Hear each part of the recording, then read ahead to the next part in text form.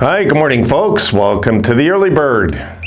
We're going to look at these three games, these three series clinching games last night as I'm waking up, and I'm waking up with you. Let's get started.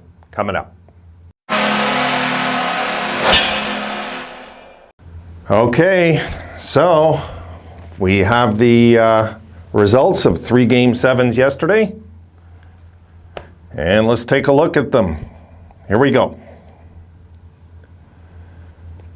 In the first one, you see Carolina hangs on and beats Boston 3-2. Boston score a late one, but little too late, I guess you could say, in that one. But what a series that was. Carolina squeaks it out 3-2 in Game 7. That went home ice all the way, that series. In the next one, a thriller, folks. An absolute thriller, this one. Tampa Bay beat Toronto 2-1, regulation again. All regulation games, by the way, all regulation. Tampa Bay come through like champions, win Game 7 in Toronto after winning that dramatic overtime in Game 6. And the final game of the evening, the Oilers convincingly beat the LA Kings, who have nothing to hang their heads about in that series, 2-0 in Game 7 there. All right, so we'll get started. We'll look in Carolina, we'll look at the numbers, and so on. So here we go. First game, Boston, Carolina, Game 7. Domi Hurricanes eliminate Bruins, win with Game 7 win. And the numbers, the shots very close, 31-29 for the Hurricanes. Face-offs very close, 52-48 edge for the Hurricanes in the percentage there.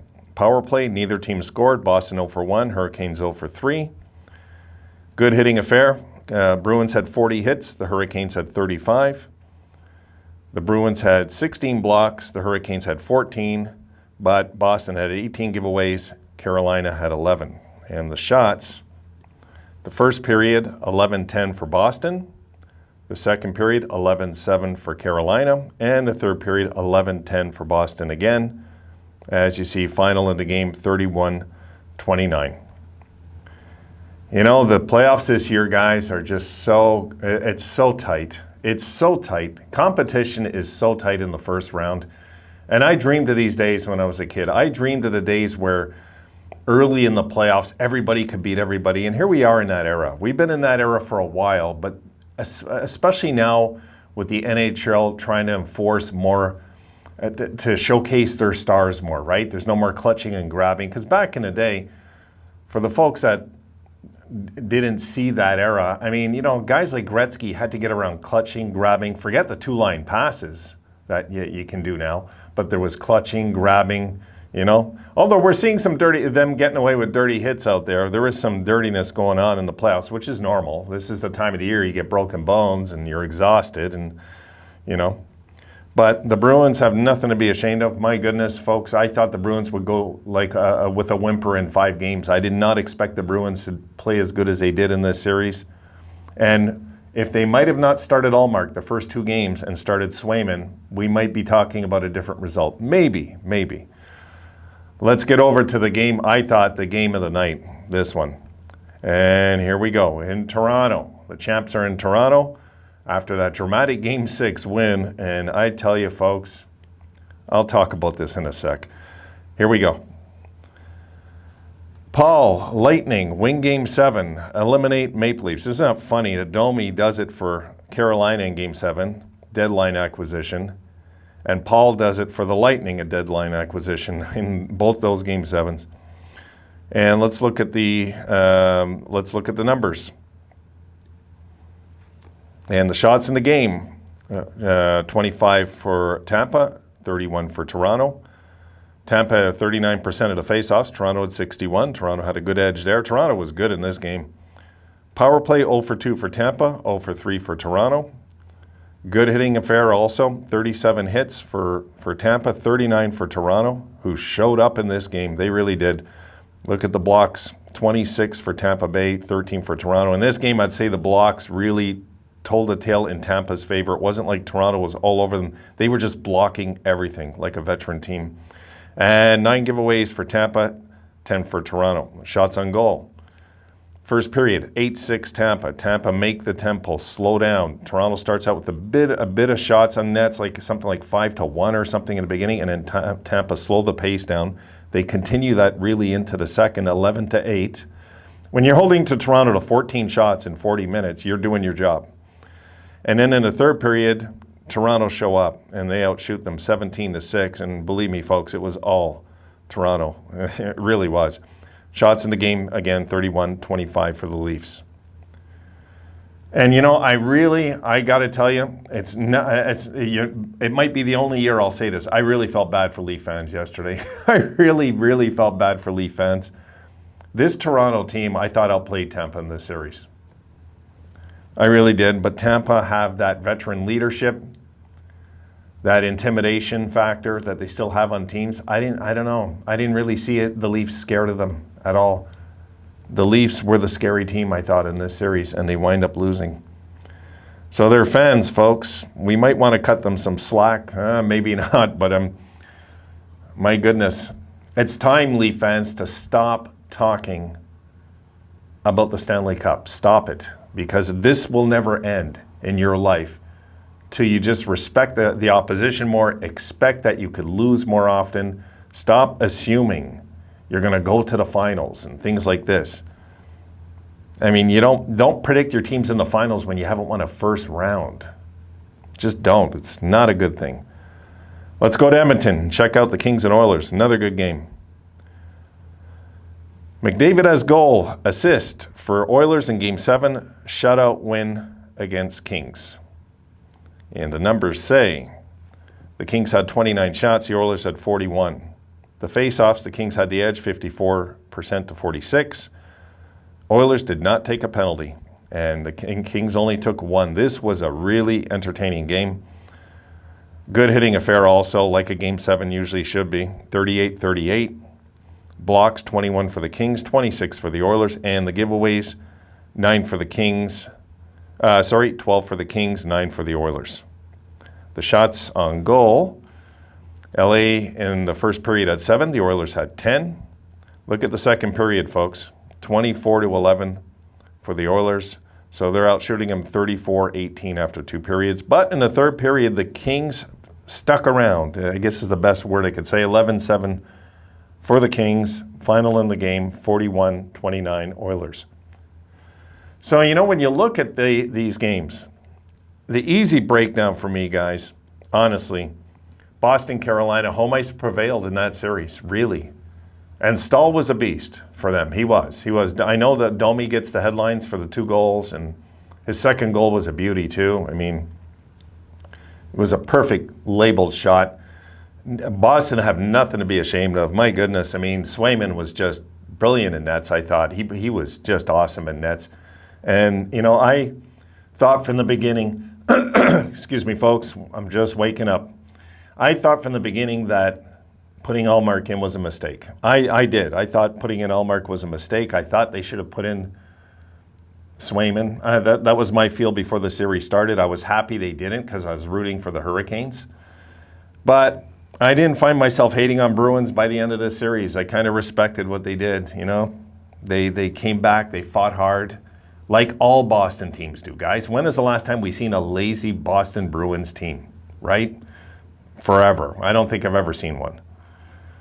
So Bruins, nothing to hang their heads about, but I'm sure a frustrating loss for them that they couldn't get one of those games in Carolina. I honestly thought the Bruins were going to win, going in kind of. They weren't who I picked in the series, but when the underdog on the road, I always try to see which underdog on the road could get this done. Of course, Tampa is the obvious one, you know? I thought maybe Boston too, really, because Carolina's been choking up the last few years. But Carolina closed it out this time around playing the Bruins. Good series, really good series. Now, Toronto and Tampa. I'm gonna talk about Toronto and Tampa and close with that in a sec. Let's go jump over to Edmonton. The Oilers, you know what? When McDavid is on, the Oilers are going to win. And McDavid was on yesterday. This Oilers team, folks, has the makings of a Stanley Cup champion. They do. A lot of people won't want to hear that. Well, I know people think Colorado and all these other teams, but I'll tell you, this Oilers team, if they get going, the way they skated yesterday, You know, because this Kings team, I don't want to discount how good this Kings team was in the playoffs. They were really good. I mean, they really showed up, LA. Really showed up in the playoffs. And you get to a Game 7, you showing up. You have shown up. Did you show up in Game 7 also? Will be how you're remembered, though. LA showed up in Game 7. I know they lost 2-0, and I know the Oilers outplayed them. But when push came to shove in that third period, LA was in it. They were in it. Not dominating, but they were in it. And the difference is Edmonton have the superstar, LA doesn't. It really comes down to that sometimes in the playoffs. And McDavid was not going to be denied. I think, I really do believe the Oilers will probably win the next round, no matter who they play. I think the Oilers are going to win the next round. I think the Oilers are going deep this year, folks. They're due to go deep. Now, I want to close on Toronto and Tampa. My God. You know, for Toronto fans, I actually feel bad for you this morning, even though you're such an arrogant bunch of people. Really. Learn to keep your trap shut and be humble. And be happy with what you have, not what you have not, you know? And what you have not is achieved anything in the playoffs. And I've been hearing and seeing from Toronto channels forever, they're going to the finals, they're winning the cup. That doesn't work. You can't talk your team into winning on the internet. It doesn't work that way. You know, what you have to look at is the fact they're due. Toronto. Toronto would be one of my favorites now, as of this moment. I'll go on the record saying it to win the Stanley Cup next year. Toronto, what I seen in that series,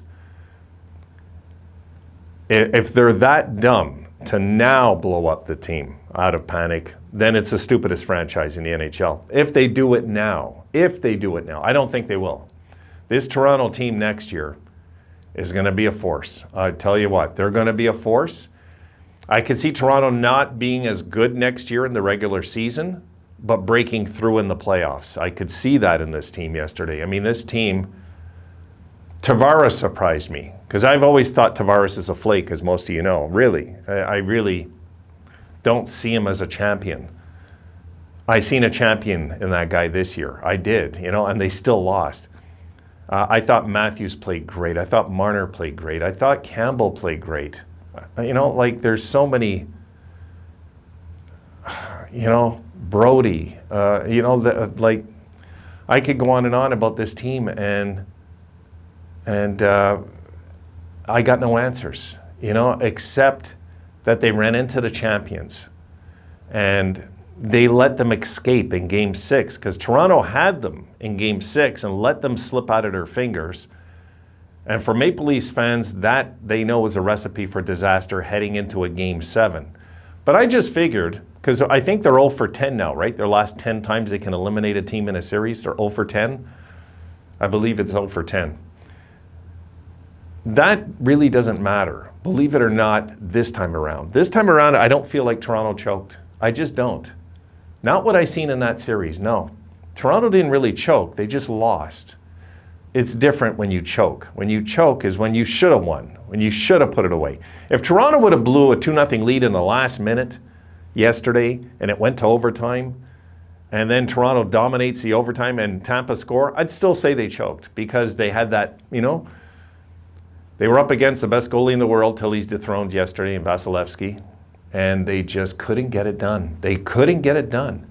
I honestly thought they were going to tie that and force overtime. I really did. I thought somehow they were going to tie this game, and they just couldn't, you know. Boston, they kind of ran out of time in their game, I found. If there might have been 2-3 more minutes in that Bruins game, they might have. In that Bruins-Canes game, they might have. But Toronto, man, they were pressing. I don't want to say nothing bad about the Leafs this time around because it's not called for. No, not the way they played in this series. I'm not going to dump all over the Leafs this time around because last year they had it coming. They had it coming because they really blew it. They were up 3-1. They were dominating the series, and they let the Habs come back with a very weak team, come back and do what they did. This time around, they're playing the two-time champs, and they just couldn't. They couldn't close it. They just couldn't close the door on it somehow. But that is testament to how great that franchise is over in Tampa Bay. And Tampa Bay folks appear ready to be defeated. That's how they look right now. But I remember the Islanders looking that way a few times, and they went on to win more cups. So we'll see what's inside this Tampa Bay, inside their heart. We're going to learn very soon what Tampa Bay is all about, folks. Because in that series, Tampa escaped with their lives, and they know it. And we'll see how they react now as champions in the next round. All right, folks, I'm rambling. That's it. I got more videos coming, but later on this afternoon, guys, this is the only one I'm putting up this morning. I definitely will get this up to you now, but I will be on tonight making videos no matter what. I plan on having a good night of videos, so I'm gonna try and come up with 4, all right? I'll see you tonight, guys. Have a good one.